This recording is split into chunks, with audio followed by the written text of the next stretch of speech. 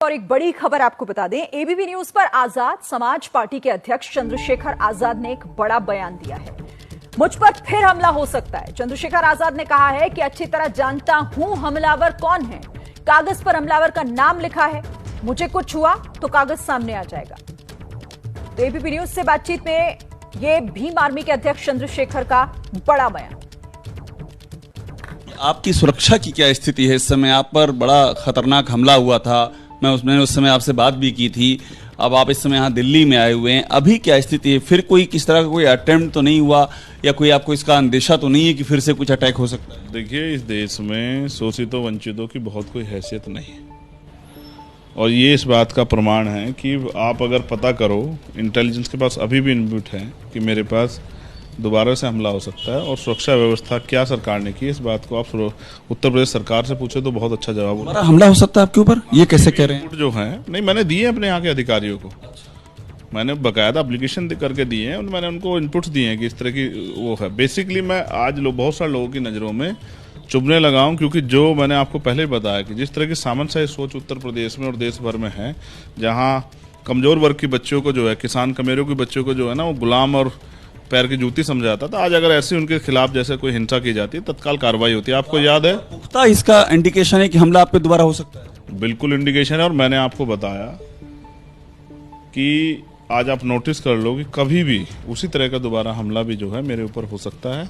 और मैं आपको बिल्कुल स्पष्ट तौर पर कह रहा हूं कि मैंने कागज लिख के दे दिया है।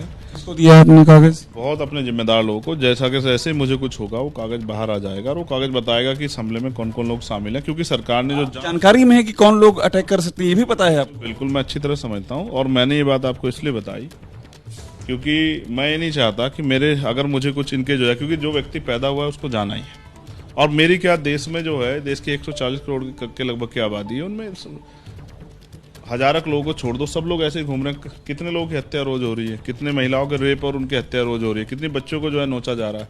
सबकी सुरक्षा की जिम्मेदारी सरकार की होती है, लेकिन ऐसी निकम्मी सरकारें बैठी हैं स्टेट में। और तो कोई सिक्योरिटी नहीं, आप यहाँ दिल्ली में हैं और मैं नहीं देख रहा हूँ कि आपके आसपास कोई गनमैन कोई चल रहा हो, और आपके पास कंक्रीट इनपुट है आपको दोबारा अटैक हो सकता है। इसकी सुरक्षा जो है, करोड़ों माताओं बहनों का आशीर्वाद करता हूँ, संतों गुरुओं का आशीर्वाद करता हूँ, वो इतनी जल्दी जाने वाला नहीं।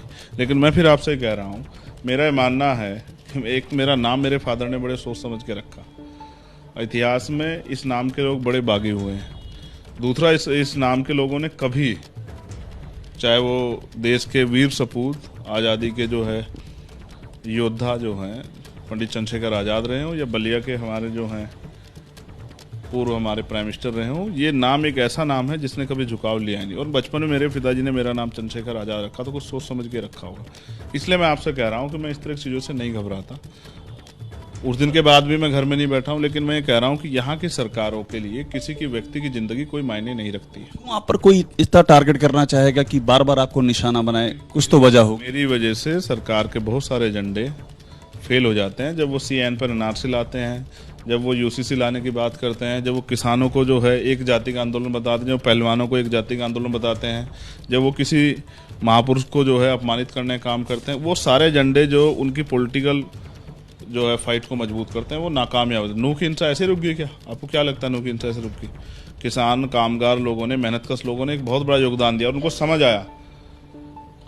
स्टेट मशीनरी से भी आपको अंदेशा है, आप स्टेट मशीनरी के खिलाफ बोलते हैं, इसलिए वो भी टारगेट कर सकती है? नहीं, मैं स्टेट मशीनरी स्टेट की होती है। बेसिकली मैं उनसे इस बात की उम्मीद नहीं करता हूं, लेकिन उनकी घोर लापरवाहियां हैं कि अगर उनके पास इनपुट्स हैं, और मैंने उनको कहा क्या तो मेरी बात को डिनाई कर दें, और अगर डिनाई नहीं कर रहे हैं तो उसके लिए वो क्या इंतजाम कर रहे हैं ये भी बता दें।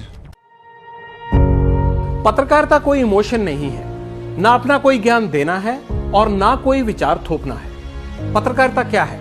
पत्रकारिता का मतलब है सही जानकारी इकट्ठा करना और तथ्य बताना। पत्रकारिता आज जितने महत्वपूर्ण दौर में है, शायद पहले नहीं थी। इस दौर से निकलने के लिए सिर्फ सच दिखाने की जरूरत है, वो सच जो आपके हित को आगे रखे। इसलिए अब रात 9 बजे प्राइम टाइम नहीं होगा, ये आपका टाइम है। जगविंदर पटियाल के साथ देखिए पब्लिक इंटरेस्ट, सोमवार से शुक्रवार रात 9 बजे सिर्फ ABP न्यूज पर।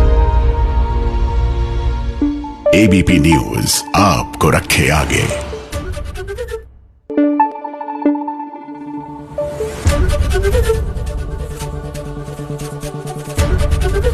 एबीपी न्यूज आपको रखे आगे।